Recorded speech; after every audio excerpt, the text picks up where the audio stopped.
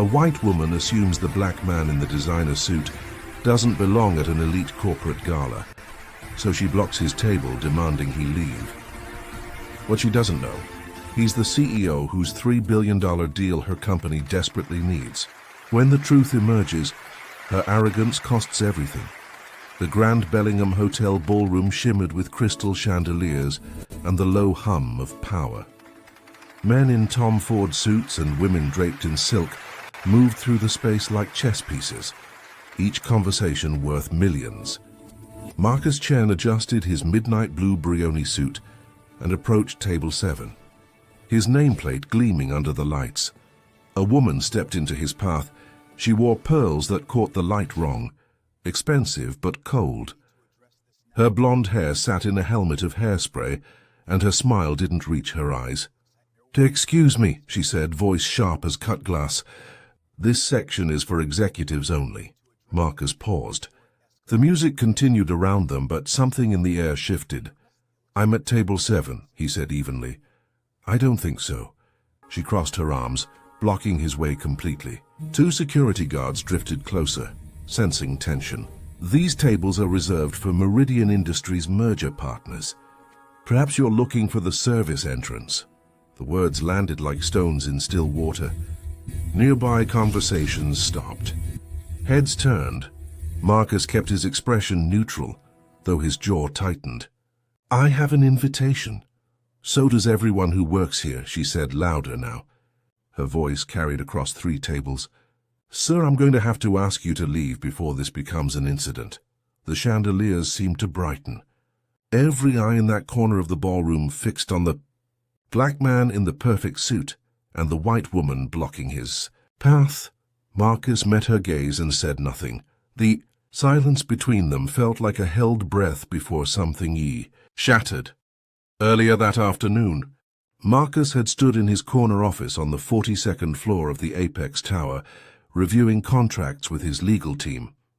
The papers represented 18 months of negotiation, a $3 billion merger between his company, Tech Vista Solutions, and Meridian Industries, one of the oldest tech firms in the country. "The gala tonight is a formality," his assistant Priya had said, organizing documents into his briefcase. "Catherine Walsh, Meridian's VP of Strategy, will be there. She's the final signature you need. Everything's approved. Tonight is just champagne and handshakes." Marcus had nodded, straightening his tie in the office window's reflection. Beyond the glass, the city sprawled beneath him, proof that the boy from South Chicago had built something that mattered. Tech Vista employed 2,000 people. The merger would secure their futures and expand into markets Marcus had only dreamed of. But he knew what tonight really meant. Walking into that ballroom wasn't just business. It was walking into rooms that had historically locked out people who looked like him. "You nervous?" Priya had asked. "Always am," Marcus admitted. "But I've earned this seat at the table." His desk held a framed photo of his grandmother, Lorraine, in her cleaning uniform from 1987. She'd raised him after his parents died, working night shifts, scrubbing floors in buildings like this one. She'd passed 3 years ago, never seeing him build his empire. Tonight was for her. Marcus checked his watch. The gala started at 7. He grabbed his invitation, embossed cardstock with his name in gold lettering. Marcus Chen, CEO. Tech Vista Solutions. He'd prepared for every possible outcome, except being told he didn't belong. "Ma'am, I'm Marcus Chen," he said calmly, pulling the invitation from his inner pocket. "CEO of Tech Vista Solutions. Table 7 is mine." The woman, Catherine Walsh, though he didn't know it yet, barely glanced at the card. She waved it away like smoke. Anyone can print an invitation. These events attract all kinds of people trying to network their way in. A murmur rippled through the nearby tables. Someone whispered. Someone else pulled out their phone. Marcus kept his voice level. "I can show you my ID, my business card. Whatever you need." "What I need," Catherine said, stepping closer, "is for you to leave before I call security. This is a private event for serious business professionals, not social climbers." One of the security guards shifted his weight. His hand drifted toward his radio. Marcus felt the familiar heat in his chest, the anger he'd learned to swallow in boardrooms, at restaurants where he was asked for ID, while his white colleagues weren't, in stores where employees followed him through aisles. He'd built a billion-dollar company, and this woman saw nothing but her own assumptions. Catherine Walsh, a young woman's voice cut through the tension. A junior executive in a navy dress approached nervously. "I think there might be a misunderstanding." "This is not now, Rebecca," Catherine snapped. "I'm handling this." Rebecca's face went pale. She retreated, throwing Marcus an apologetic look. Catherine turned back to Marcus, her voice dropping to a vicious whisper. "I don't know how you got that invitation or what game you're playing, but you're embarrassing yourself. Leave now and I won't make this worse." Marcus looked at her, really looked. He saw someone so convinced of her own authority that reality couldn't penetrate. He saw someone who'd never had to prove she belonged. He saw someone holding his company's future in her manicured hands. "I'll step aside," Marcus said quietly. "For now." Catherine's smile returned, victorious. "Thank you. Security will show you out." Marcus walked toward the lobby, every eye tracking him. The whispers grew louder. He heard fragments. Who was that? Trying to crash the event? Unbelievable. He didn't look back, but he didn't leave either. Marcus stood in the marble lobby, his reflection staring back from polished stone. His suit was immaculate. His shoes cost more than some people's rent. His invitation sat in his pocket, like evidence of a crime he hadn't committed. None of it mattered to Catherine Walsh. He'd been here before. Not literally, but emotionally. The first investor pitch, where a white VC asked if he was the janitor. The conference where security stopped him at the entrance, while his white co-founder walked through. The restaurant that lost his reservation, but somehow found a table when his business partner called. Each time he'd swallowed the anger. Each time he'd proven himself through excellence. Each time he'd told himself it was the price of success. But tonight was different. Tonight, the woman who humiliated him controlled his company's future. Marcus pulled out his phone. 15 missed calls from Priya, 3 texts from his CFO. Everyone wanted to know where he was. The Gala host would be announcing partnerships soon. His absence would be noticed. He thought of his grandmother, Lorraine. She used to tell him stories while cleaning offices about the executives who never learned her name, who left messes for her to clean at 2 a.m., who walked past her like furniture. "Baby," she'd said once, "some people only see what they expect to see. Your job isn't to make them comfortable. It's to prove them wrong." Marcus looked toward the ballroom doors. Laughter and music drifted out. He could walk back in. He could force the confrontation. He could pull rank and watch Catherine's face crumble, or he could wait. Let the moment reveal itself. His phone buzzed. Fair text from Rebecca, the young Meridian executive. "I'm so sorry. Catherine doesn't know who you are. Please don't leave." Marcus typed back, "I'm not going anywhere." He straightened his tie and waited. Marcus was 7 when his grandmother first took him to the office building she cleaned. His parents had died in a car accident 6 months earlier, and Lorraine worked 3 jobs to keep him fed. On weekends, when babysitters were too expensive, he came along.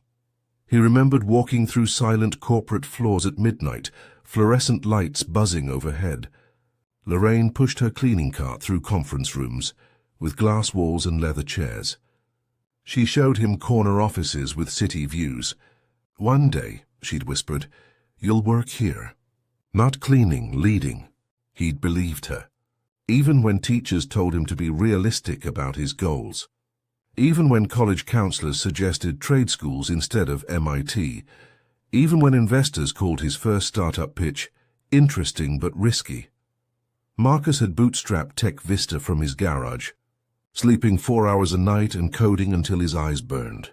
His first client was a local dentist who needed a website. His second was a small non-profit. 5 years later, he'd built enterprise software that Fortune 500 companies couldn't live without. Now Tech Vista was worth $8 billion. The Meridian merger would make it an industry titan, but more than that, it would mean Lorraine had been right. About him. About what was possible. About the corner offices she'd cleaned being spaces where he belonged. She'd died 3 years ago, a week before Tech Vista went public. Marcus had stood at her funeral in the same church where she'd prayed for his future. He'd promised her memory that he wouldn't waste what she'd sacrificed for. Tonight was supposed to be that promise fulfilled. Instead, he was standing in a lobby because a woman assumed he didn't belong. Marcus checked his watch. 20 minutes until the partnership announcements.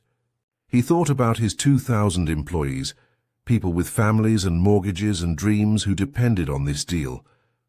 He thought about the innovation Tech Vista could unlock with Meridian's resources, and he thought about Catherine Walsh, still inside that ballroom, confident she'd done the right thing.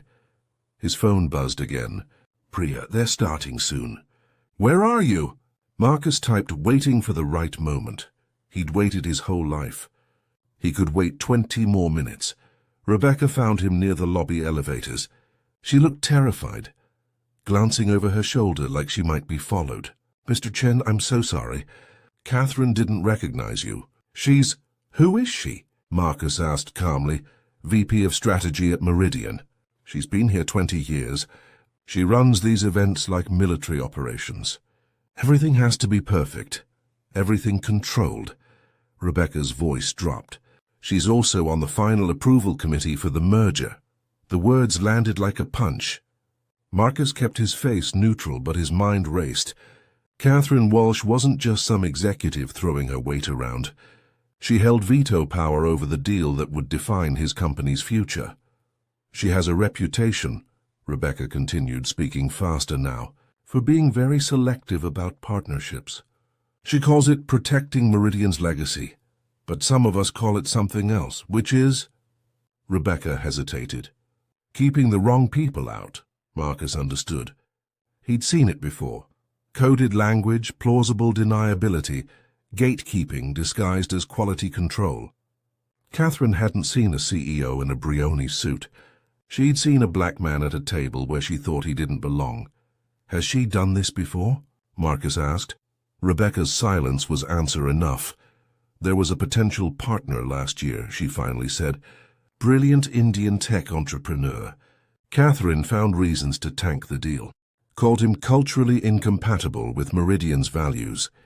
We lost a major opportunity." She met Marcus's eyes. "If she knows who you are and decides she doesn't want the merger, she can kill it," Marcus finished. His grandmother's face flashed in his mind. All those nights scrubbing floors. All those years believing her grandson would break through. And now he stood on the edge of everything she'd dreamed for him, facing a woman who could take it away with a single word. Marcus's phone buzzed. A text from the Gala host. "Ready for your introduction in 5 minutes. 5 minutes until Catherine Walsh discovered who he was. 5 minutes until her assumption collided with reality. 5 minutes until Marcus had to decide what that collision would cost." Rebecca touched his arm. "What are you going to do?" Marcus looked toward the ballroom doors. Music and laughter spilled out, the sound of people confident in their place. He thought about walking away, protecting the deal, swallowing his dignity one more time.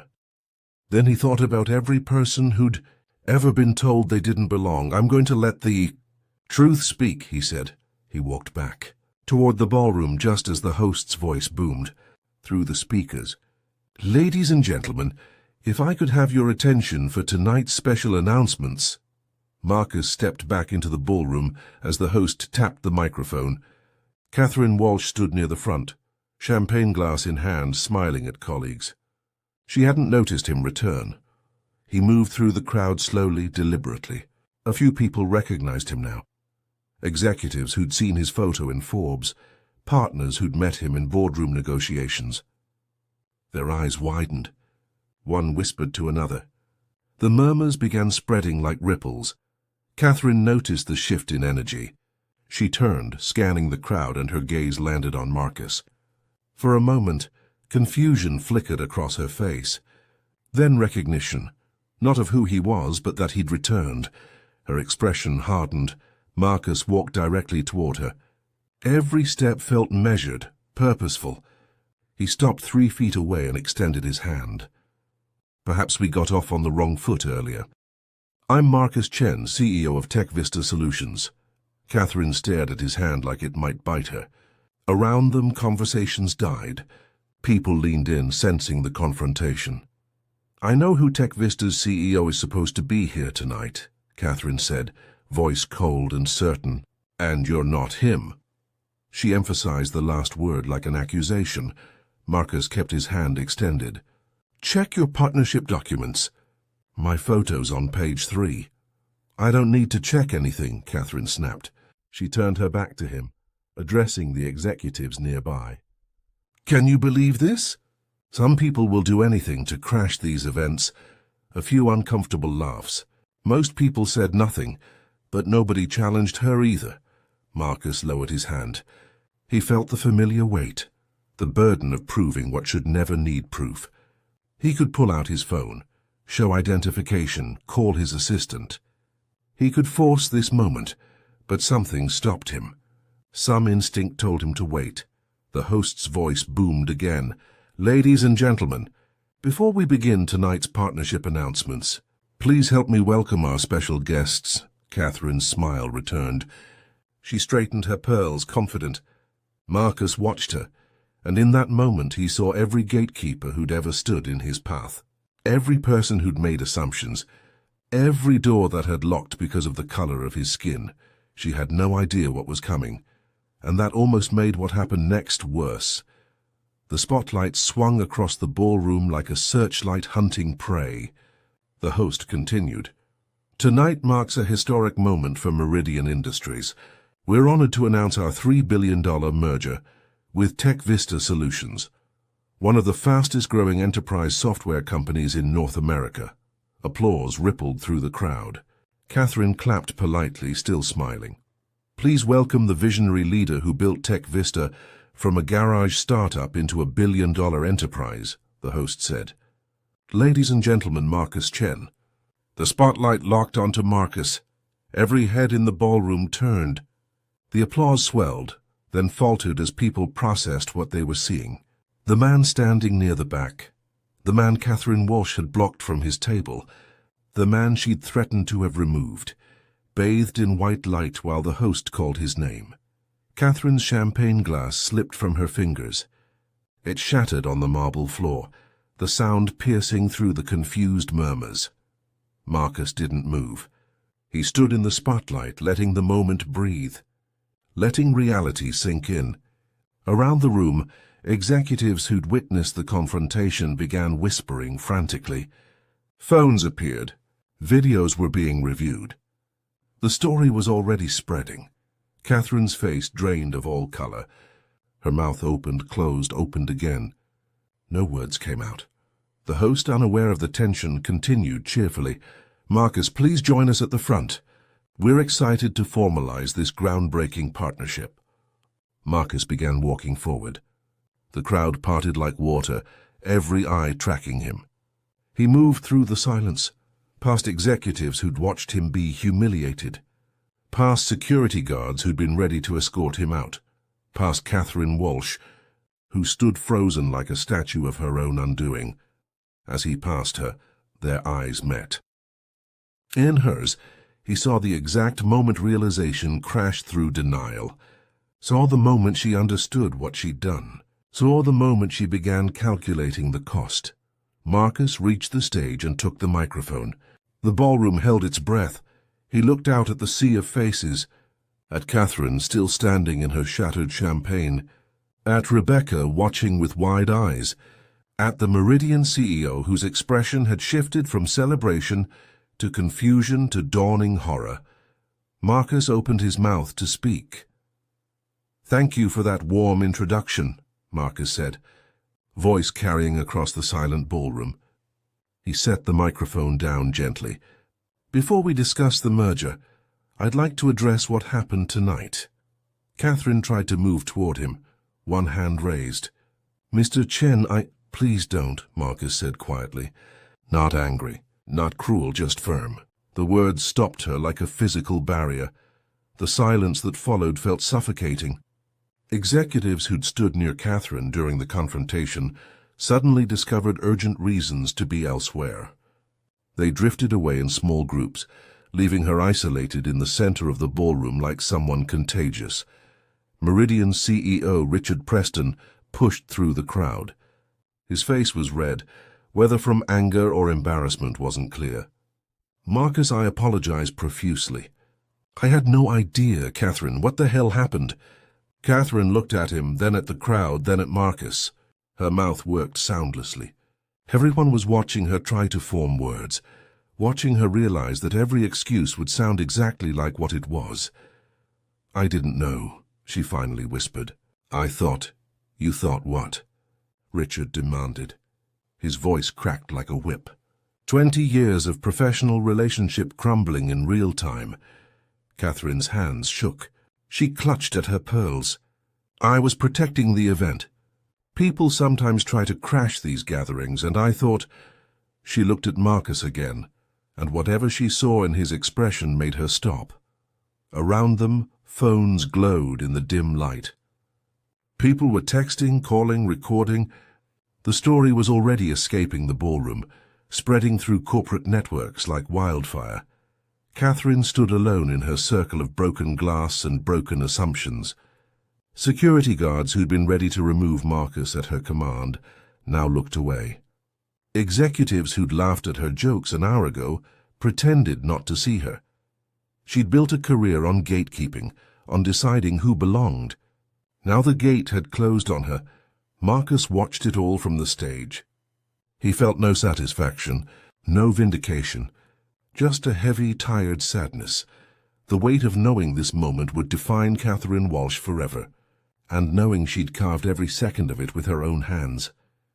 Richard Preston pulled Marcus aside, away from the microphones. "Please, let me handle this. Catherine will be removed from the merger committee immediately. Suspended, investigated, whatever you need. This partnership means everything to Meridian. Don't let one person's inexcusable behavior destroy it." Marcus said nothing. His mind was racing, but not toward anger. Toward something else, something his grandmother had taught him. Change isn't about revenge, baby. It's about making sure the next person doesn't have to fight your battles again. "Mr. Chen," Richard pressed, "I can have Catherine escorted out right now. Terminated by morning. Please tell me what you need to make this right." Marcus looked past him toward Catherine, who stood motionless in her isolation. Then he looked at Rebecca, the young executive who'd tried to help.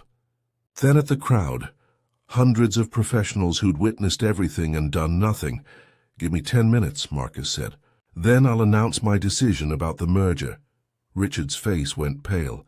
"Your decision?" "Marcus, the contracts are signed." "The board approved." "I know what's signed," Marcus said calmly. "And I know what's not finalized yet. 10 minutes. He walked away from Richard's sputtering protests, pulling out his phone. He called Priya. "I need you to pull something from our research files. Those whistleblower complaints we received about Meridian last year, the ones about workplace discrimination. Send them to my email now." "Marcus, what are you doing?" Priya asked, worry sharp in her voice. "Making sure this means something," he said. "Catherine Walsh isn't an isolated incident. She's a symptom. I need to know how deep this goes." 3 minutes later, his phone chimed. Priya had sent 16 pages of documented complaints from Meridian employees, people of color, women, LGBTQ+ staff, describing a culture of exclusion, of passed-over promotions, of being made invisible. None of it illegal enough to trigger lawsuits. All of it corrosive enough to rot a company from inside. Catherine Walsh's name appeared in 7 of the complaints. Marcus read through them, his jaw tightening. These weren't stories about one bad executive. They were stories about institutional failure, about systems that protected people like Catherine while silencing people like the complainants. He thought about his 2,000 employees, about the merger that would secure their futures, about the easy path. Accept Richard's apology. Watch Catherine get fired, sign the papers, collect the $3 billion. Then he thought about his grandmother scrubbing invisible floors, about every person who'd ever been blocked from a table they'd earned. Marcus returned to the stage. Richard rushed to intercept him. "Marcus, please, I've made my decision," Marcus said. The ballroom fell silent again. Marcus took the microphone. His hands were steady. His voice filled the room without shouting. "Tonight I was physically blocked from my own table," he began. "A woman assumed I didn't belong here because of how I looked. She demanded I leave. She threatened to have me removed by security. She did all of this while colleagues watched and said nothing." The silence felt alive now, crackling with tension. Catherine stepped forward. "Mr. Chen, I apologize unreservedly. I made a terrible mistake and I take full—" "This isn't about your apology," Marcus said, cutting her off gently. "This is about what your mistake reveals." He pulled out his phone, holding it up. "Before tonight, I didn't know Catherine Walsh's name, but my company received something interesting last year. 16 whistleblower complaints from Meridian employees. People of color, women, LGBTQ+ staff, all describing a culture where they were overlooked, undervalued, and excluded." Gasps rippled through the crowd. Richard's face went from pale to gray. "Catherine's name appears in 7 of those complaints," Marcus continued. 7 different people describing the same pattern, being told they don't fit the culture, being passed over for promotions, being made to feel they don't belong. Tonight, I experienced what they've been experiencing for years. Catherine made a sound like something breaking inside her chest. "Here's what I know," Marcus said. "This isn't about one person's bias. It's about a system that protects that bias. It's about a culture that looks away. Every executive who watched Catherine block me tonight and said nothing, you're part of that system." People shifted uncomfortably. Phones disappeared. Nobody made eye contact. Marcus let the moment breathe. Then he said, "Tech Vista Solutions is canceling the $3 billion merger with Meridian Industries." The ballroom erupted. Voices rose in shock. Richard staggered like he'd been struck. Someone shouted, "You can't do that." Someone else said, "The contracts." Marcus raised his hand. Silence crashed back down. "I can and I am," he said. "The merger agreements have a clause allowing either party to withdraw before final execution if material concerns arise about corporate culture compatibility. Tonight demonstrated exactly such a concern." He looked directly at Richard. "Meridian stock will open down 20% tomorrow. Your board will demand answers. Your investors will panic. That's the cost of the culture you've built." Catherine collapsed into a nearby chair, her face in her hands.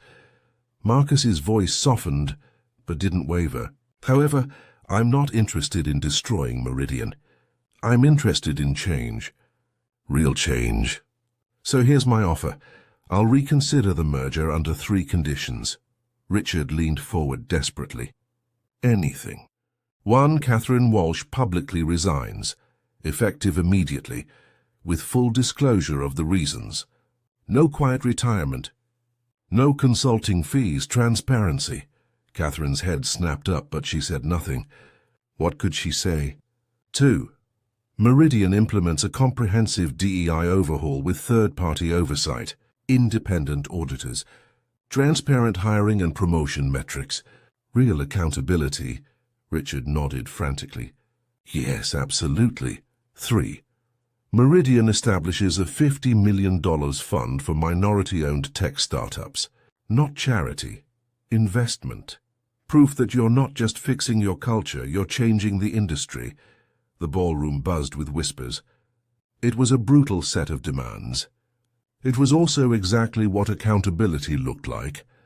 Richard looked at Catherine, then at his board members scattered through the crowd. Then back at Marcus. "You have my word. All 3 conditions. I'll put it in writing tonight." Marcus nodded slowly. "Then we'll talk. But understand, I'm not doing this for you. I'm doing it for every person who's ever been told they don't belong in spaces they've earned." He set down the microphone and walked off the stage. 3 months later, Catherine Walsh's resignation letter was published in the Wall Street Journal. It detailed her actions at the gala and acknowledged a pattern of exclusionary behavior. The article sparked industry-wide conversations about bias in corporate spaces. Meridian's DEI overhaul became a case study in accountability. Third-party auditors found systemic problems in hiring, promotion, and retention of diverse talent. The company implemented sweeping reforms. Some executives resigned. Others learned. The culture began slowly to shift. The $50 million startup fund launched with Rebecca, the young executive who'd tried to help Marcus as its director. Its first investment went to a black woman building AI accessibility tools. Its second to a Latina entrepreneur revolutionizing clean energy. Marcus renegotiated the merger with new terms. Instead of $3 billion, the deal closed at $3.2 billion with provisions requiring diversity metrics and transparent hiring practices. His 2,000 employees kept their jobs. Tech Vista became an industry leader not just in technology, but in accountability. The Gala video went viral. Millions watched Catherine block Marcus, then watched reality collapse around her. It became a teaching moment in business schools, a cautionary tale about assumption and power. Marcus never gloated. He rarely discussed that night. When journalists asked, he said simply, "Dignity isn't negotiable," and silence protects no one. On a quiet Sunday, Marcus drove to Oakwood Cemetery. He walked through familiar paths to his grandmother's headstone. He placed fresh flowers, sunflowers her favorite, and knelt in the grass. "We did it, Grandma," he whispered. "Just like you said. Not just cleaning the offices, leading them, changing them." The wind rustled through the trees. Somewhere a bird sang. Marcus closed his eyes and saw her face, the woman who'd scrubbed floors so he could walk through doors, who'd believed when no one else did, who'd taught him that dignity was something you wore, not something granted. "I hope I made you proud," he said. The sunflowers swayed in the breeze, and Marcus felt for just a moment like she was answering. Marcus stood in his office overlooking the city. Rain streaked the windows, blurring the lights below into watercolor. His reflection stared back, the same man who'd walked into that ballroom 3 months ago, but somehow different, heavier, wiser. He thought about Catherine Walsh sometimes, about how quickly power could crumble when built on assumptions instead of respect. He didn't hate her. Hatred required energy better spent elsewhere, but he understood something now that he hadn't fully grasped before that night. Real power isn't about dominance. It's about what you do when you have the choice to destroy or transform. Catherine had chosen to exclude. Marcus had chosen to demand accountability. The merger would close next week. His company would reach new heights. But that wasn't what mattered most.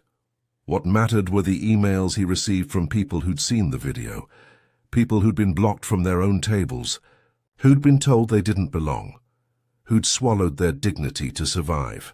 They wrote to say the video gave them courage, to speak up, to demand better, to refuse silence. That was the real victory, not the $3.2 billion, not Catherine's resignation, not even the systemic reforms at Meridian. The victory was knowing that the next person who walked into that ballroom wouldn't have to fight the same battle. Marcus pressed his hand against the cool window glass. Below, the city pulsed with millions of stories, people fighting to belong, to be seen, to matter. His grandmother's voice echoed in his memory. "Your job isn't to make them comfortable. It's to prove them wrong." Marcus smiled. "No, Grandma," he whispered to the rain-streaked glass. "My job is to make sure they can't be wrong anymore. They'll underestimate you until the moment you make them recalculate everything. And when they do, make sure the calculation includes everyone they've ever underestimated."